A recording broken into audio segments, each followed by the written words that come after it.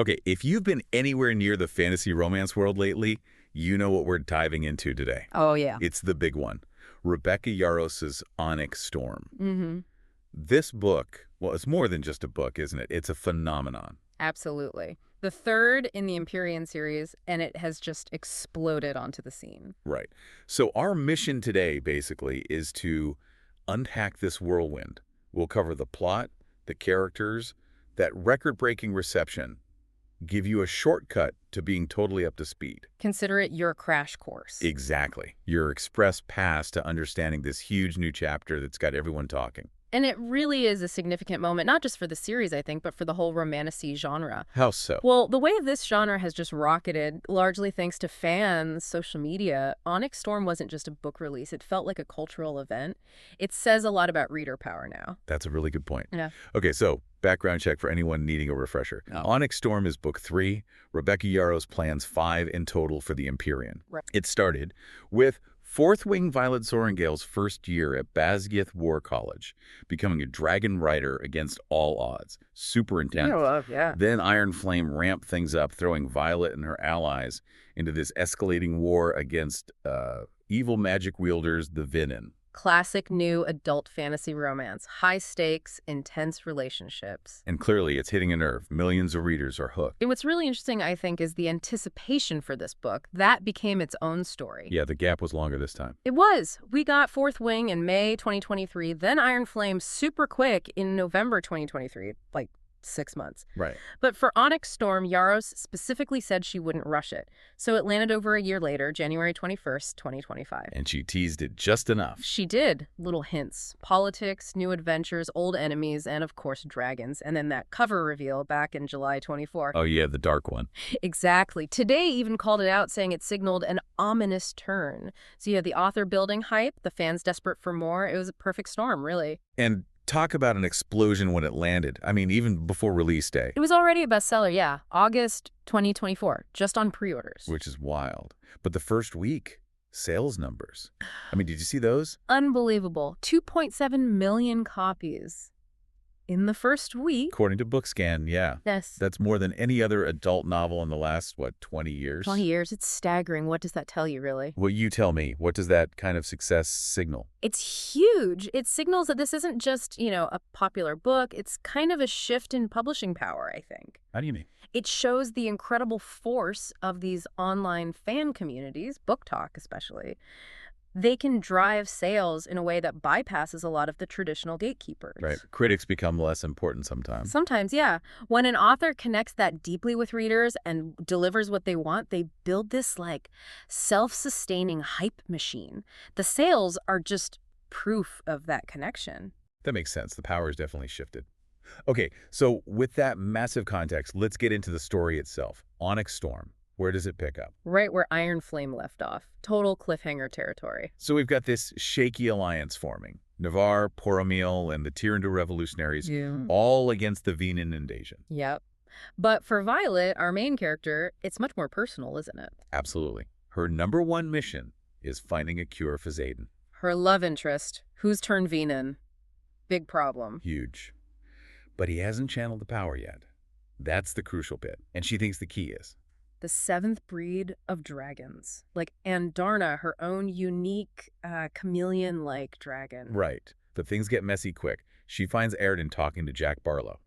Barlow, also Vinin. And Barlow basically warns Xaden, you're going to lose control eventually and you'll drain Violet. Which is terrifying. So Violet does something pretty drastic. Yeah, she gets Imogen Cardulo involved. Imogen, their ally with that memory-wiping signet. Powerful stuff.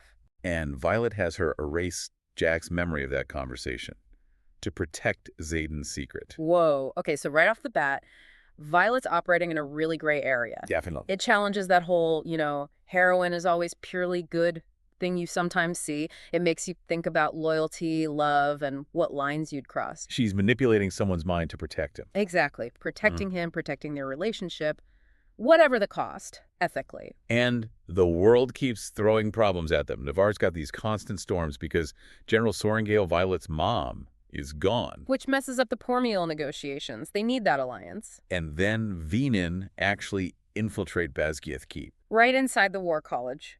Crazy. Disguised as scribes. leading to this big fight where Violet, Rhiannon, and Redoc are defending Jack Barlow's cell, ironically. And that's where she first sees her, Theophany. Yeah, this powerful, silver-haired Venan woman who wields storms. Terrifying intro. Then she just vanishes. It really shows Violet stepping up, though. She's making hard calls, pushing boundaries, defying authority sometimes. For what she thinks is the greater good, yeah. She gets 2 main tasks, right? Find the 7th dragon breed. Captain Grady's leading that team initially. And finalize the alliance with poor Emil's Griffin Flyers, which Viscount Takaris is demanding. But Violet doesn't just wait around. She and her friends do something pretty treasonous. Oh yeah, they mess with the Wardstone. Alter it so the Griffin Flyers can use their lesser magics inside Navarre's wards. Which is a huge deal. Basically fast-tracking the alliance but breaking major rules. Big time. So their punishment is getting shipped off to the Smart Outpost. But do they stay put? Of course not. Nope. They immediately defy orders again, save a nearby town from Venyan. And Violet runs into Theophany again there. It really tracks her evolution, you know? From rule follower to pragmatic leader making risky plays. It really does. Yeah. But the challenges just keep piling on. Ciramaiden gets reinstated as Duke of Tyrrendor. Good for him politically. Gets him a seat on the Cenarium, Navarre's ruling council. But it pulls him away from Violet. Creates distance. Meanwhile, Violet gets her dad's research back, which points her to Deverelli, this island kingdom. She needs to find a merchant, Narelle Ansone. Right, for more research clues. But that first quest mission, disaster. Oh, it's brutal. A trap. Yeah. Captain Grady and Ora Bindhaven are killed. This is devastating. So Violet has to build a new squad from scratch, basically. A real mix. Mira, her sister, Dane, complicated past there, Redoc, Xaden, Cat. Cat, Xaden's ex, awkward. Very. Plus Drake, Prince Halden, and his guard Anna.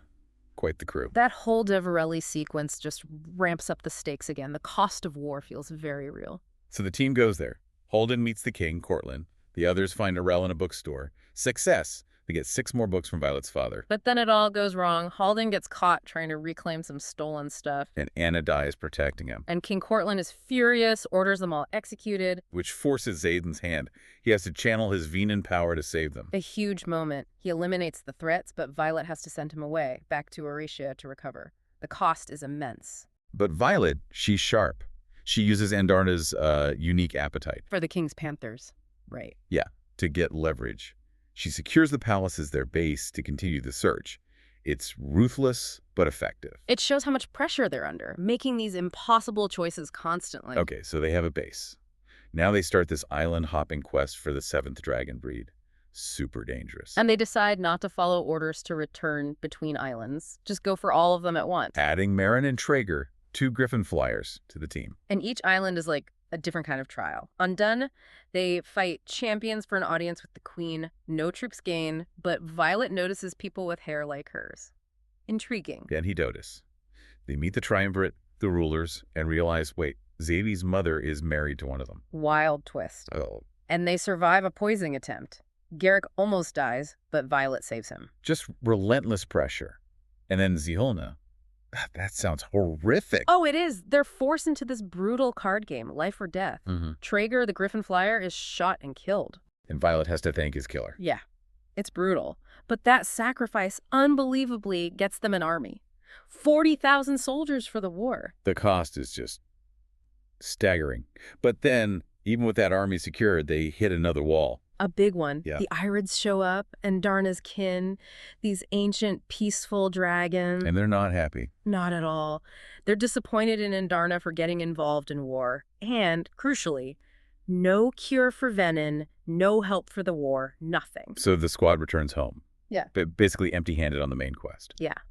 And that's when Violet finally breaks. She tells her friends the truth about Sodden being Venin. About time, maybe. Probably. It's a huge moment of vulnerability, showing how deep their bonds are now, but also just the crushing weight she's been carrying. And all that tension, that desperation, it just explodes in the climax. Absolutely. Aretian is attacked. Eric the Prince, their ally, tells Violet that Dun's temple is critical for Tyrrendor's survival. Violet doesn't really take it seriously at first, but she ends up there anyway, right? With Theophany. Yeah, the storm-wielding Venin. But Theophany flees when the temple wards are fully restored. And then the heartbreak. Oh, man.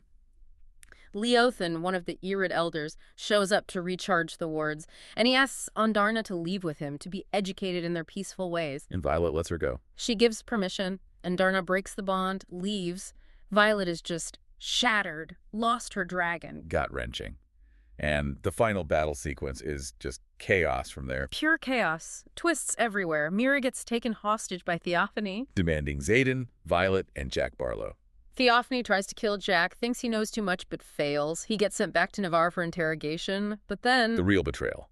Jack slits Mira's throat. Unbelievable twist. But she survives. Brennan Sorrengail, Violet's brother, heals her. Boosted by Sloane Mary siphoning magic from Deados. What? Yeah, alliance is shifting, power is combining in unexpected ways. It's frantic. And Eric's secret is out. His signet, precognition, he sees the future, or futures, and he gives Violet a dagger. Setting up the final confrontation, which requires the ultimate sacrifice from Layden. He gives in. Channels fully. Becomes full Vinin. unleashing his shadows, killing Vinin everywhere. Creating the opening, Violet needs to kill Theophany. It's epic, tragic. The cost is just immense. And then the ending. Sure. Just, wow. It leaves your head spinning. Totally. First, we get Xaden's perspective, hinting that someone else he trusts has also turned Vinin. Another betrayal coming. But for Violet, it's even worse, somehow. She wakes up 12 hours later in Rierson House. No memory of the battle's end. Complete blank after kidding Theophany. And then she finds A wedding ring on her finger. And a marriage certificate. She's married to Xaden. She's the Duchess of Tyrrendor. Mind blown. She realizes Imogen must have erased her memories. But Imogen just says, I only did what you asked. Chilling. What does that even mean? What did Violet ask for? What happened in those 12 hours? It's an absolute bombshell, a psychological cliffhanger as much as a plot one. What does this do to Violet? Xaden? The whole world. It throws everything up in the air. Violet's lost control of her own memories, her own narrative. It questions everything about trust, agency, identity, and for the world, it signals things are going to get even darker, more complex, huge implications. Utterly unsettling. Okay, let's shift gears slightly. The reception. Because Onyx Storm didn't just sell well, it caused a stir. Oh, definitely. The fan reaction was massive, overwhelmingly positive. We saw those release events, right? Books A Million, Barnes & Noble, Waterstones, people showing up in costume. Yeah, it felt like a celebration. Screen Rant compared it to Harry Potter or Twilight releases, that level of fan energy, franchise potential written all over it. And the reviews from fan-focused sites were glowing. BookTrib called it thrilling and emotionally gripping. Praised the world building, the relationships. Good Housekeeping said fast-paced, cliffhanger leaves you wanting more. Pretty standard praise for a hit. But there was another side to the story. There was. The critical reception was, let's say, more divided. It sparked some debate about the genre itself. Right, like Laura Hackett in The Times. She wasn't a fan. No, she preferred Fourth Wing. Felt Onyx Storm lost the warm familiarity of school and replaced it with outlandish dangers and complex magical terminology. Ouch. And she found the romance cringeworthy. She did. And she kind of positioned the popularity of romantasy like this as, well, as adults wanting to read books that resemble YA instead of more challenging literature. Okay, that's a pretty pointed critique, raising questions about genre expectations. Exactly. It highlights this tension, doesn't it, between what millions of readers clearly adore and what traditional literary critics often look for. It's fascinating. You have this massive, passionate fan base celebrating it, living in this world, and then critics questioning its literary merit. Why such a split, do you think? I think it comes down to sort of different measures of success. For fans, it's about the immersion, the emotion, the characters, the escape, how the story feels. Yeah. Critics often prioritize things like prose style, thematic depth, structural innovation, maybe a certain seriousness.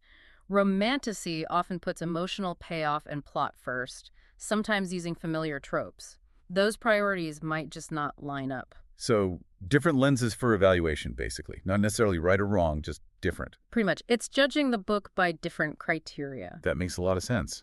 Wow, what an intense ride through Onyx Storm. We've hit the massive sales, the plot that just doesn't quit. Twists and turns, betrayals, sacrifices. And that really polarized reception. Hopefully this deep dive has given you, the listener, a solid grasp on why Onyx Storm is such a big deal in publishing right now, whether you're a diehard fan or just curious about all the buzz. Yeah, it's definitely a book that gets people talking. Which is always interesting. Absolutely.